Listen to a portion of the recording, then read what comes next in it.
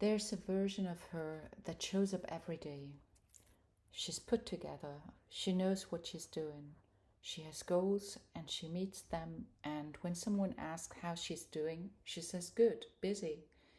You know how it is," and smiles in a way that ends the conversation. She's very convincing. She's been playing her so long that sometimes forgets she's a performance. The strange thing about feeling lost is that it doesn't look like anything from the outside. It doesn't show up on your face. It doesn't affect your work. If anything, you work harder because staying busy is the one thing that keeps the quiet from getting too loud. Nobody pulls you aside and asks if you're okay, because why would they? You're doing well.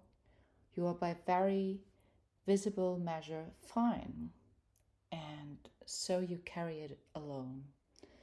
Not because people don't care, but because the gap between how you look and how you feel is so wide that you wouldn't even know where to start explaining it.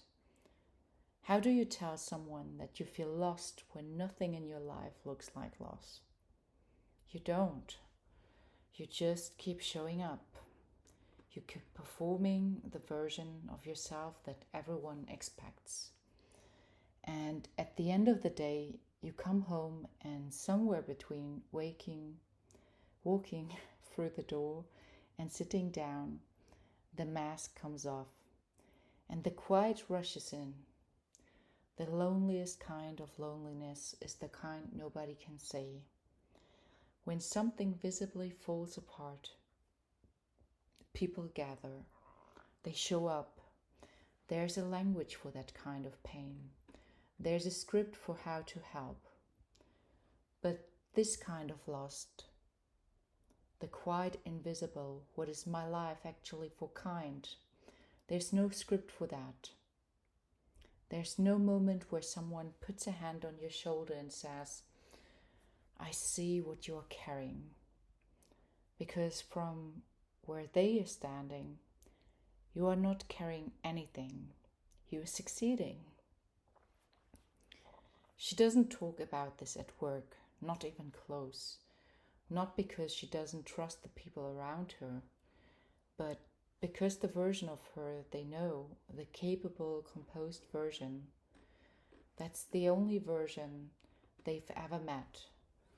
And she doesn't know how to introduce them to the other one without everything shifting in a way she can't control. So she keeps the two worlds separate, and the distance between them gets a little wider every day. What she started to realize is that the performance itself is exhausting in a way she never accounted for. Not the work. She's always been able to do the work.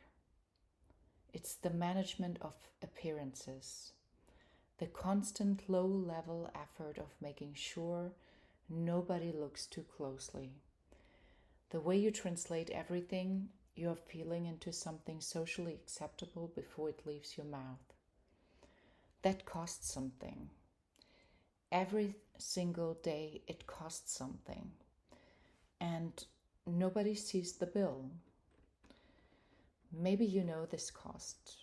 Maybe you are also living this exact split, successful on the surface, searching underneath, performing one life while quietly grieving another. If you are not ungrateful.